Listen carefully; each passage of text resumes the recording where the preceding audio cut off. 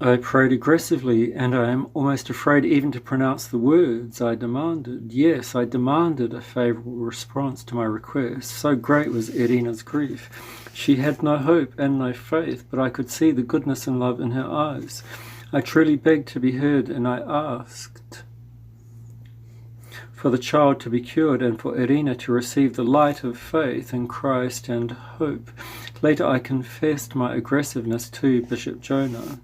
2 hours later, having finished his prayers, Father Arseny turned around and looked at Irina, and there she was on her knees, her face wet with tears, her eyes looking at the icon and her lips murmuring. Father Arseny's heart was filled with pity for her. He went over to her, put his hand on her bowed head and said, "You may go, Irina, God will help. We have asked him, both of us, you and I. The Mother of God, our intercessor, will not desert us. She will help." Irina stood up, took a step towards Father Arseny, took his hand and said, crying, "Pyotr Andreevich, I will now believe forevermore. I believe in you and in her. She was a mother, and if everything is as you say, she will help. O Mother of God, save my Tanya. I will do anything if you will only save her." Father Arseny prayed until Natalia Petrovna and her husband came home from work. In the evening, when two other friends were with them, the telephone rang. Father Arseny arose and picked up the receiver, saying, "Yes, Anna." And what he heard was, thank you, all is well. She helped us, and now I am a believer for life. Thank you, I am calling you from a telephone booth." Father Arseny blessed himself and said, "Yes, this was necessary. God and his mother have shown great mercy not only to me, but also to a newly born person. Nobody can possibly know who I was talking to. There are so many Annas." He went back to the icons and started praying again. It is worth mentioning here that during the interrogations that Father Arseny was subjected to after this, he was asked many times who Anna was. The sudden appearance of Irina changed all his plans. After much thought and prayer, Father Arseny decided not to meet with the bishops and to leave on August the 25th. Until then, he would not set foot from the apartment. He had to protect those who were faithful from being arrested and somehow isolate those who were informing the authorities. Until the day Father Arseny left, Irina would come at 11 to spend time with him and to stay until 2. She would come, she would ask questions and tell him about herself, but mainly she would listen to Father Arseny talk. For the first time in her life, she went to confession and received communion, and she became one of Father Arseny's spiritual daughters. They agreed that Irina would write to him under the name of Anna. She gave him the address of her cousin, which he memorized, where he could send his replies, so that Irina could learn more about the faith and the church. Father Arseny gave her the address of Babushka Lyuba, who was a convinced believer, but not a member of the community. He sent Babushka Lyuba a note saying, "Help her, guide her, never abandon her, pray together." Father Arseny was able to write Irina a few times a year before he was sent away to the special camp, and from there he was not allowed to write. After meeting Father Arseny, Irina left her work for the Communist Party and started studying to become a medical doctor. When she had finished, she started work in a big Moscow hospital. Father Arseny found all this out when he returned from camp in 1957. Now, in December 1956, as he thought back on the days of August 1939, Father Arseny could remember well his sad thoughts about the deacon Kamushkin and the sisters Zina and Lydia. He remembered that he had felt no awareness of what they were up to in their conversations with him and in their confessions, so that he realized he would not have been able to stop them. Father Arseny also remembered Katya Kravtsova's confession on August the 23rd. When that confession came to an end, Father Arseny waited because he wanted her to tell him what she had done, but she said nothing. Father Arseny prayed to God. Katya expected the prayer of absolution and could not understand why Father Arseny was holding off on it. Father Arseny remembered her saying, "Father, I've finished." And he, Father Arseny, gave her the absolution. The confession may have been finished, but not the conversation. "Katya, what made you denounce our community? Why have you been telling the authorities about our activities? Why? You are destroying so many people. You have been my mainstay and one of my most beloved spiritual children, Katya." Her face expressed shame, fear, horror. Her big eyes filled with tears, and she bit her lips fearfully. How did you find out? Who told you? Father Arseny, they know everything even before They knew everything even before I told them. They knew that you had come. I only told them half the truth. Her face became serious. I wanted to save the community, our people, and you. I lied to them, but they knew very much, and now I am all caught up in it. The conversation lasted a long time and ended with the decision that Katya must leave the community. She did. In a few years, Katya got married and no longer saw her old friends. She only met Father Arseny again in 1958. In 1942, during rigorous interrogations, Father Arseny had the opportunity to see once again how right Irina had been about the identity of the traitors. The ex-deacon Kamushkin held an important post in the Patriarchate by 1960. Father Arseny had to leave. He spoke for a long time with Natalia Petrovna and Vera Danilovna. He told them the reason he had come, but he didn't tell them about Irina, nor how he found out that he had been denounced. He spoke to them about the deacon, about Zina and Lydia, but he did not talk to them about Katya the White. He trusted that she had made a mistake and that she was not a real traitor. Father Arseny understood that his arrest had already been decided on, but it was important for other people's sakes that this arrest not occur here, but in the place in which he had been exiled and where he was supposed to be. Let them interrogate him, put him in the isolation cell, beat him, show him signed statements of agents, but he would say that he had never left his place of exile, that he had never been in this town. Irina brought him a ticket for the night of August the 25th, and on the evening of August the 24th, Father Arseny wrote letters, one of which was to Katya Kravtsova.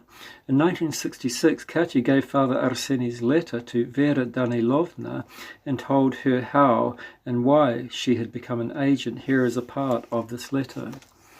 I pray to God for you. Strengthen yourself in prayer and ask the Mother of God for help.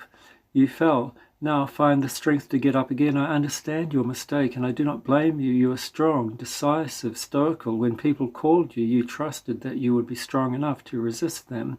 Your mistake was that you trusted in yourself and not in God. If you had trusted in God, then your decisiveness and your strength would have helped you resist evil. Your heroism ended up first as a mistake, and then as an evil. Keep away from your activities. Resist the pressure of evil and you will be victorious. I know that this is difficult. Fight against evil. Find consolation in prayer. The Mother of God is our protector and intercessor. Let God protect you. Your spiritual father, Yeromank Arseny. There will be a time when we shall meet again. I pray for you constantly. God bless you. On August the 25th at 11 o'clock, while Irina was at her post, Father Arseny left for the railroad station and stayed there until evening. Irina's mother came to see him off and brought him some food. She was tender, pleasant, and caring. This departure was painful for Father Arseny. He had lost 3 of his spiritual children, but he still trusted Katya. He trusted she would come around. Irina had said goodbye to Father Arseny in the morning and asked him to pray for her and her family. A new person had come to the faith, to the source of hope and life, and this was a great joy for Father Arseny. I remember somebody asking Father Arseny, how could you have believed in Irina straight away? He answered, because the ways of God are inscrutable and his mercy is inexhaustible. The journalist, he wrote down everything. From somewhere he had obtained rough grey paper, folded it to the size of a notebook, cut the pages with a knife and sewed it together. Returning from work, he would swallow a bowl of the awful food he was given and eat a piece of old frozen bread. Still half hungry and very tired, he would sit on his bunk and start to write on the crumpled paper with his tiny stub of pencil. The pencil would run over the paper and leave very neat lines of very neatly written words composed of extremely neat letters. It might have looked as if he had been sent to report on the conditions of life of prisoners in this camp, as if he was supposed to understand the psychology of the people around him and of the administration, and later make his report in articles called A Special Regime Camp. But it only seemed this way. He was just a prisoner, number K 391, according to the 58th article of law. Footnote, Article 58, the most strict, concerned all the alleged enemies of the government, end footnote. Who was to spend 20 years in this special regime camp. In the year he had in this camp, he had found the time to fill several notebooks, describing in them the things as they were in reality and in all honesty. He had decided to leave behind him a complete report on life in this camp, life the way it really was. He would grab each new person he met and question him in detail. Who are you? Where are you from? What are you here for? Who put your case together? Although one expected that the next question would be, what are your impressions about this camp? That was never a question he asked. The answer was too obvious. With the help of the criminals, he managed to hide his notebooks. He had to pay them by giving them part of his ration. Every so often portions of his notes were discovered and taken away from him. He would be sent to the punishment cell, but this didn't stop him in his determination to write. He viewed the world with the eyes of a journalist. It is probable that, were he condemned to death, he would be seen jotting his reactions down until he was shot. This is the way he was. In observing the camp, he tried to make sense of what he saw. The barracks and its widely varied occupants were subjects of his analysis. Only a few people had never yet been questioned. Among them was Father Arseny. The barracks called him the journalist, and he was proud of this nickname. He really had been a journalist when he was a free man and had written for big newspapers like Izvestia, Pravda, and Trud. His hurried manner, his nervousness, and his desire to inquire about everything made many people suspicious, but because he was good-natured and easy to talk to, people finally accepted him, politicals and criminals alike. But the police, anyone who had collaborated with the Germans in any way, and the Vlasovci, were all against him. After a year and a half in camp, he understood more and interviewed people more rarely. When he was writing, you would see him spend more time pondering, trying to rethink and reevaluate things. He met Father Arseny in the barracks. He had heard that he was a priest, an art historian with a university education. He saw that many people in the barracks respected Father Arseny and that he had authority over many. But the mere fact that he was a member of the clergy made the journalist despise and pity him.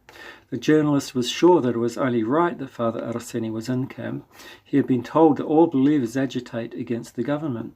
The journalist thought that the police officers, the German collaborators, and the believers were all part of the same group, so he didn't bother to interview him. He was sure that he himself had been arrested because of some traitors and was offended in finding himself among such people. He who had always been on the side of truth was now obliged to live among traitors and priests, whom he had always considered his enemies. The interview with Father Arseny did occur one day anyway. The journalist fell sick and was left behind in the barracks to work with Father Arseny, cleaning the barracks and feeding the stoves with wood. They worked in silence. The journalist didn't talk. He carried logs, cleaned out ashes from the stoves, removed the bark from logs and made kindling. He was young and strong and did his work faster than Father Arseny. Father Arseny was still carrying logs in when the journalist was ready to light his stoves. He struck match after match but couldn't start the fire. He used up a whole box of matches but the logs wouldn't burn. He went to another stove but couldn't light it either. The journalist was getting anxious because he knew the barracks had to be warm by the time the prisoners got back from work. Father Arseny finished bringing in the logs, placed them in his stoves, put in the kindling and needed only one match to light each one. He noticed the journalist hadn't managed to start his fires. He walked over to him and said, "Will you allow me to help you?" The answer was irritated, angry. "I ask you not to get in my way. I don't need any help." Father Arseny stepped aside but looked attentively at the way the journalist was working. The man was getting more and more anxious. He was losing his temper. He knew perfectly well that when the workers got back, they would beat him up for not having the barracks warm for them. They would also beat up Father Arseny. In another 20 minutes, Father Arseny prayed and calmly went over to the journalist, passed him by, took all the kindling and the logs out of the stoves, put them back in the proper way, put a match to them, and the fire took immediately. Father Arseny went to the next stove, and the journalist followed him. He said not a word, but looked carefully at what Father Arseny was doing.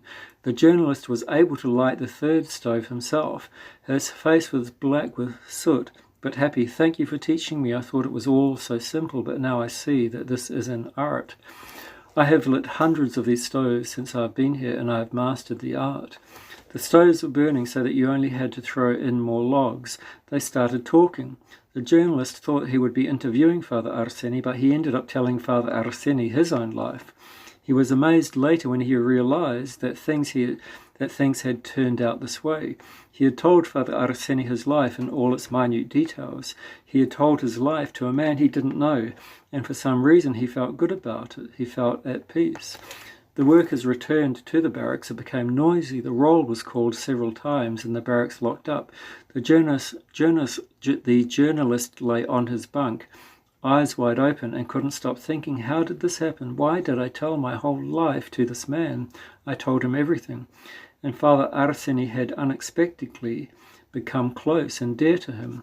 One conversation led to another, and little by little, imperceptibly, the soul of the journalist came into the hands of Father Arseny.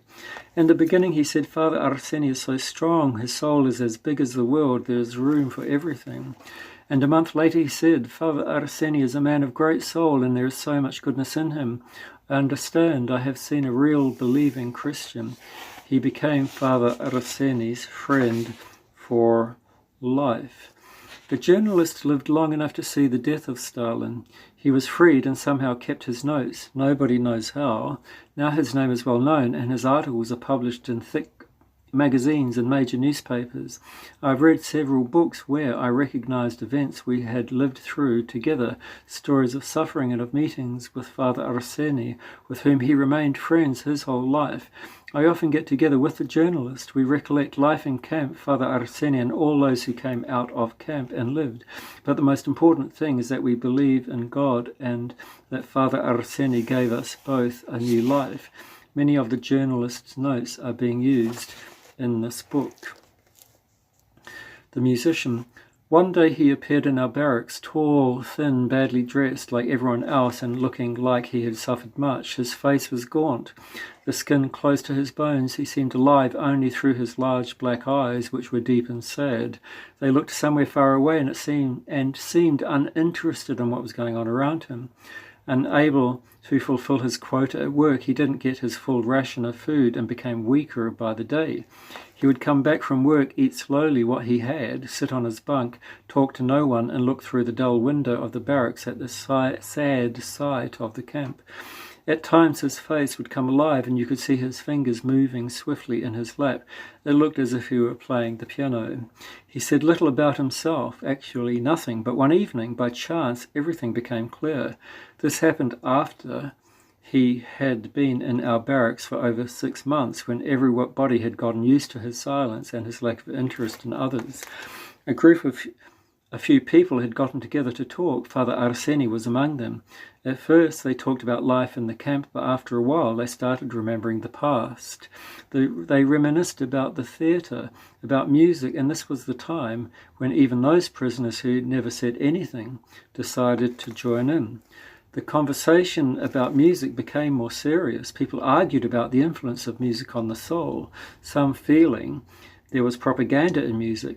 Usually Father Arseny didn't participate in such debates, but here he suddenly expressed an opinion that music with a deep meaning could have a positive influence on the soul. It could ennoble the listener by bringing elements of religious influence to his soul.